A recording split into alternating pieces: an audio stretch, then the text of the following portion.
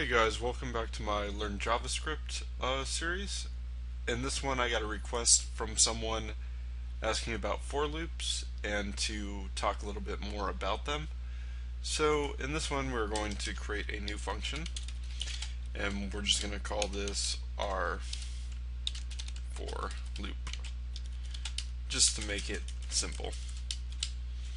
So you're probably not going to want to put a for loop into the update function. I don't know if it would work too well in there. It might mess things up. So it's better just to have a different function to be able to call it. So yeah.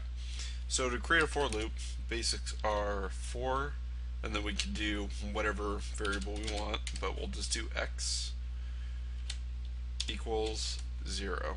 So x will start at 0. X is just our little int variable to keep track of what's in here. And then we could do x is greater than 0. Actually, we're going to change this to 1. So as long as x is greater than 0, it's going to go through this statement forever. And then the last part is x plus plus.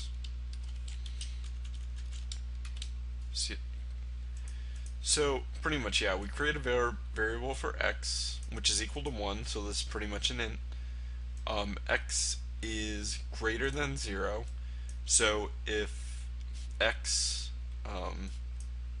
which x is equal to 1, which 1 is greater than 0, so this will keep going through this loop.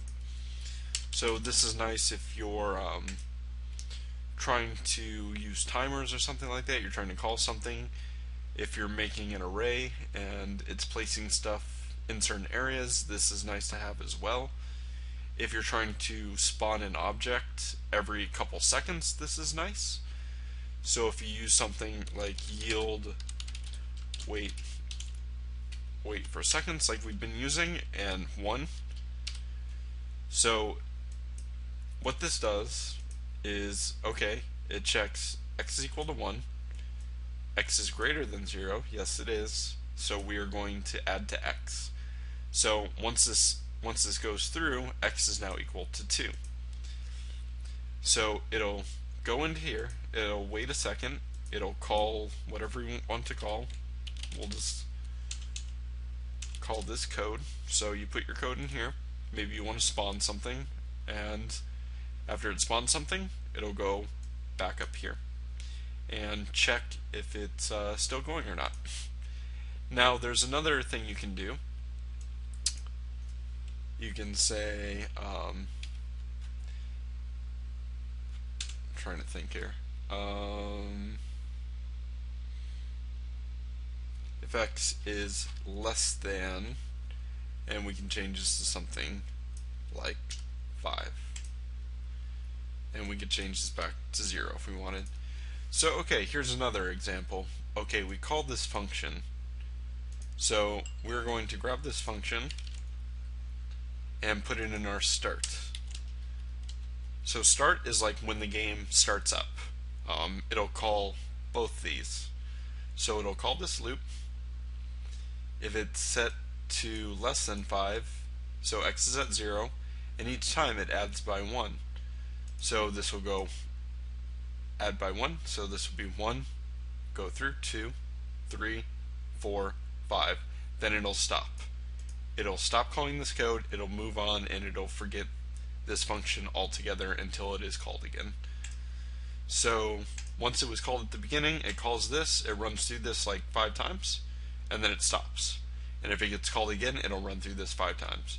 So if you wanted like 5 objects to spawn, you would put the instantiate code in here and it would spawn 5 objects. If you call that loop again, it'll spawn 5 more objects.